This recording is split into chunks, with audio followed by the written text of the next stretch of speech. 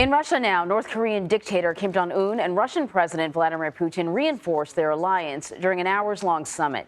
The two leaders held talks after touring a remote rocket launch facility. Kim said Russia has unconditional support from Pyongyang. Imtiaz Tyab is in Ukraine with more, including a new missile test by North Korea. Imtiaz, good morning. Anne-Marie, good to be with you. Yeah, those missiles launched by North Korea landed near its eastern seas, according to the South Korean military. This is really an act of defiance, which set the tone for this highly controversial and closely scrutinized summit. It was the warmest of greetings between Kim Jong-un and Vladimir Putin. Since the dark days of the Cold War, North Korea and Russia have maintained close ties. But this morning's one-on-one at the Vostochny Cosmodrome signals a new era for the leaders of the isolated nations. Russia is waging a sacred fight to defend its sovereignty, Kim said. We will always stand with Russia. Putin is in dire need of support. 18 months into his unprovoked war in Ukraine, Moscow's ammunition supplies are running out fast. And North Korea has a vast stockpile of Soviet-compatible munitions the Kremlin is desperate to buy. For Kim, the location of the summit at the Cosmodrome is a signal of what he wants, which is cooperation on his country's spy satellite space program. When asked by reporters whether Russia would help North Korea launch its own satellites and rockets, Putin responded by saying, "That's exactly why we came here."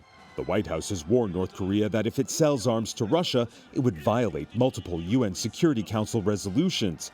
But neither leader, who are already under crippling sanctions, seem to care. When signing the guest book inside the Space Center, Kim wrote in Korean script, "The glory of Russia, which gave birth to the first conquerors of space, will be immortal." Now, whatever is eventually agreed between Kim and Putin, military analysts say it isn't likely going to change the trajectory of the war here in Ukraine, but will isolate these two volatile countries even further. Anne-Marie.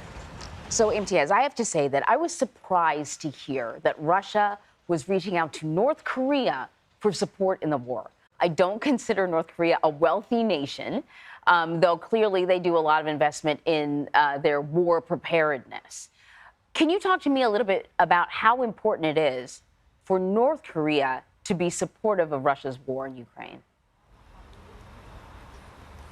You know, Anne-Marie, I think you hit the nail on the head on a lot of people's perception of this deal. Why would Vladimir Putin, who, although he's been isolated because of his unprovoked war on Ukraine, a very wealthy country, a technologically advanced country, and a country with a pretty powerful military, even though it's struggling here in Ukraine, why would it turn to North Korea, of all places? Well, if past is prologue, we only have to look at the history here.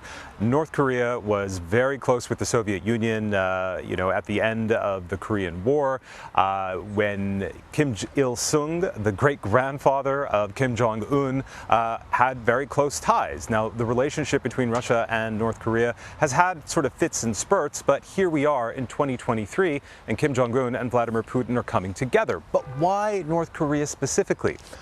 Over the past several decades, North Korea, as you so rightly point out, has been producing massive amounts of munitions, Soviet-style munitions, which are compatible with current modern-day Russian military hardware. They have a lot of it.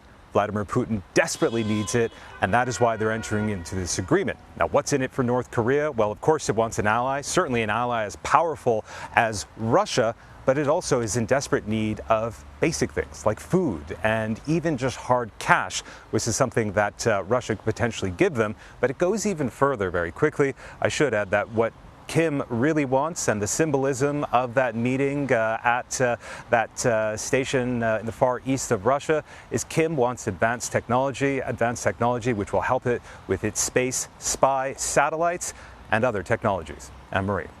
All right, Imtiaz, thank you very much.